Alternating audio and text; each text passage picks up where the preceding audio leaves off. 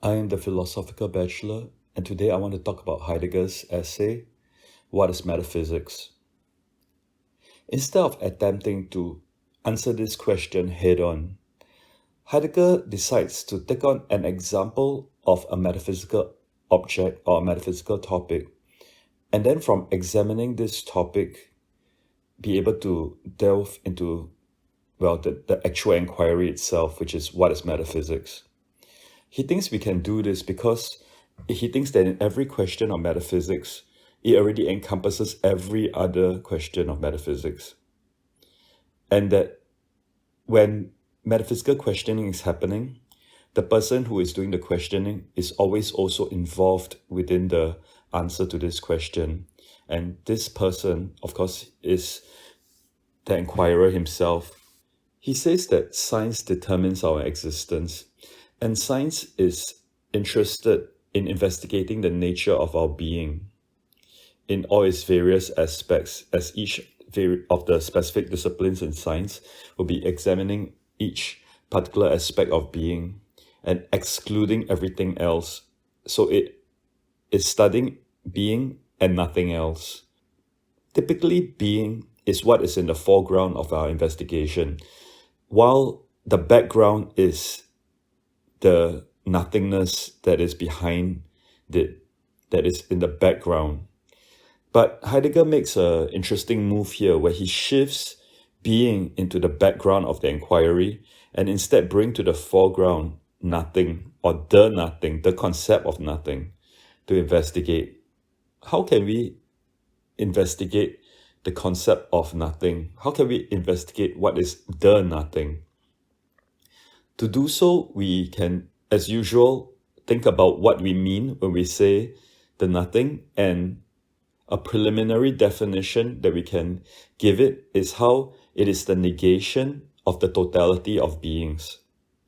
But this then would cause us to ask, what do we mean, firstly, by totality of beings? And secondly, what do we mean by negation?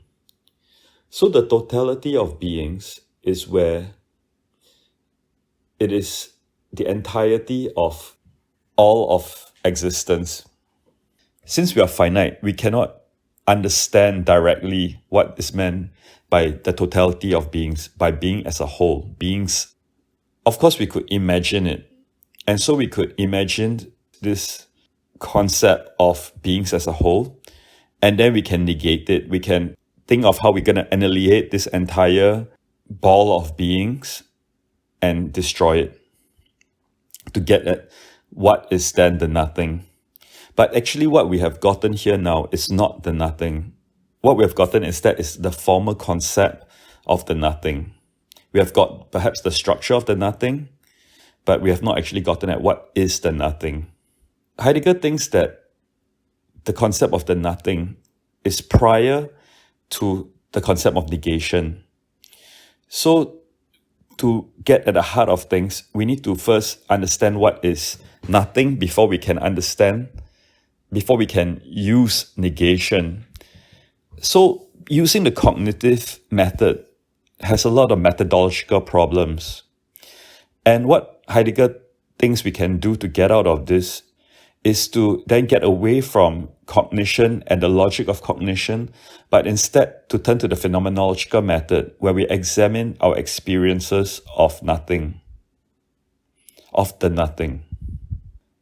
Whenever we pose a question about something, we must already generally know what that something is, and know that generally it is in this area. So there is no question where we don't know even what we're talking about, and then we have this search, this pure discovery. This does not actually happen. So when we speak about the nothing, we already have an inkling of the idea of the nothing.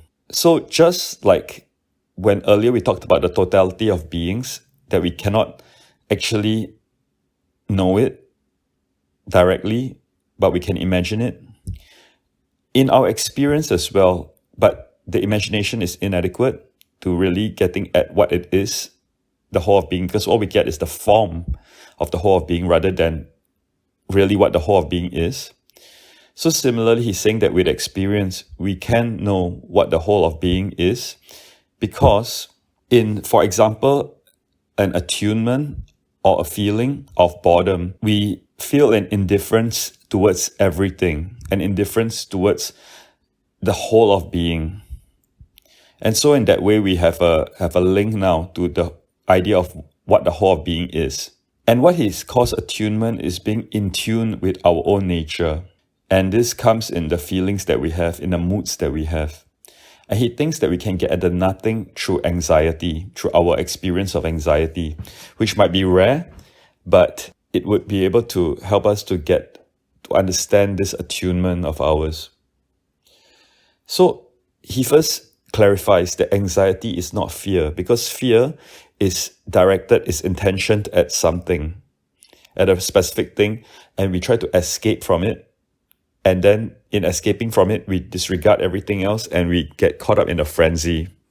While in anxiety, a calmness pervades anxiety, our condition of anxiety, where what it is that we're anxious about is actually indeterminate. It is not quite clear what it is that we are anxious about. We can't put our finger on it. It is a mood that pervades everything. What we feel in anxiety is when being as a whole is slipping away from us. We feel like we are losing grip on things, where being as a whole is slipping away from us. And since we are part of beings as a whole as well, we are slipping away from ourselves. So this is how we get a attunement for what the nothing is, when it's not so much that the nothing is an annihilation of the being of as a whole, but the nothing is when things are slipping away from us to a vanishing point. So nothing is actually not the opposite or the negation of being, but nothing is actually bound up in the nature of being. The nothing is necessary. We need the nothing to then have an understanding of being. So science may have rejected the nothing, but actually it needs recourse to the nothing to understand its very objects, which is beings. And in this way, by tackling what is the nothing in such an inquiry, he's actually getting at the heart of what is being. Because this now prepares us to ask the question of how come there is something instead of nothing. Thank you.